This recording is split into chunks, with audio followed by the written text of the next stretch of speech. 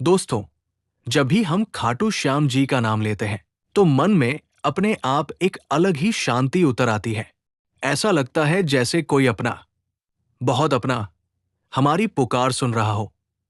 बाबा श्याम को हारे का सहारा कहा जाता है, क्योंकि जो दुनिया से हार जाता है वो भी अगर सच्चे दिल से बाबा को पुकारे तो उसे सहारा जरूर मिलता है। लेकिन आज एक बहुत प्यारा सवाल है जो हर भक्त के मन में कभी न कभी जरूर आता है। आखिर खाटू श्याम जी का प्रिय भोजन क्या है? बाबा को कौन सा भोग सबसे ज्यादा पसंद है? दोस्तों, ये सवाल केवल भोजन का नहीं है। ये सवाल प्रेम का है, भावना का है, भक्ति का है। क्योंकि भगवान को केवल पकवान नहीं चाहिए होते, उन्हें चाहिए भक्त का प्रेम, उसकी सच्चाई और उसके मन की पवित्रता। अगर खाटू श्याम जी के प्रिय भोग की बात करें तो भक्तों के बीच ये मान्यता बहुत प्रसिद्ध है कि बाबा श्याम को चूरमा, खीर, हलवा, मालपुआ, पंचमेवा, माखन मिश्री और देसी घी से बने प्रसाद बहुत प्रिय है। खासकर चूरमा का भोग बाबा को बहुत प्रेम से लगाया जाता है। राजस्थान में तो ये परंपरा और भी गहरी है, क्योंकि खाटू धाम की संस्कृति में प्रेम से बना सादा और शुद्ध भोजन ही सबसे बड़ा भोग माना जाता है।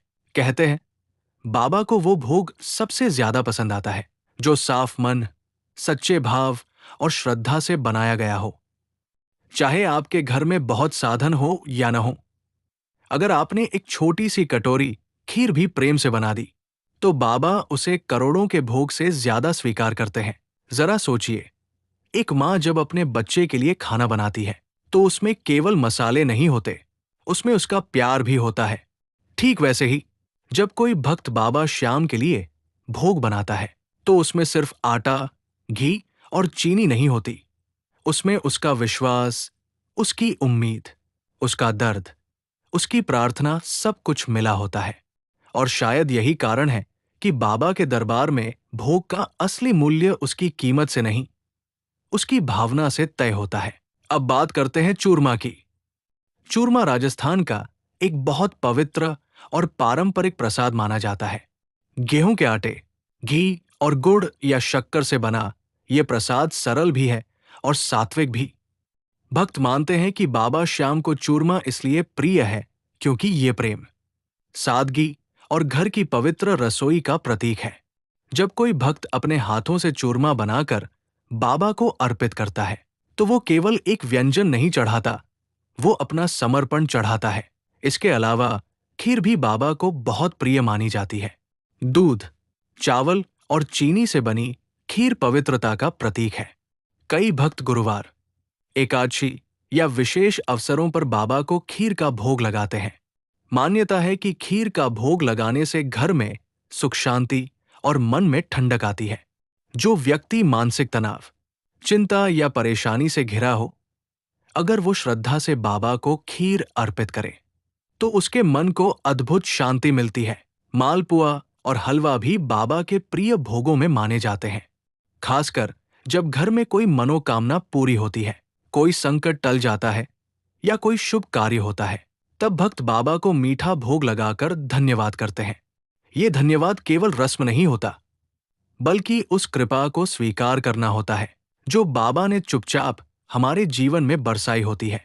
लेकिन दोस्तों, एक बहुत जरूरी बात समझने की है। कई लोग पूछते हैं, अगर हम बाबा को उनका प्रिय भोजन नहीं चढ़ा पाए तो क्या बाबा नाराज हो जाएंगे? इसका उत्तर है नहीं, बिल्कुल नहीं। बाबा श्याम प्रेम के भूखे हैं, व्यंजनों के नहीं। आप एक तुलसी पत्र, थोड़ा सा गुड़, मिश्री या घर की बनी रोटी का टुकड़ा भी सच्चे मन से चढ़ा दे, बाबा उसे भी प्रेम से स्वीकार करते हैं। क्योंकि श्याम बाबा कोई दूर बैठे देवता नहीं है, वह तो अपने भक्त के मन में बसने वाले दयालु भगवान हैं।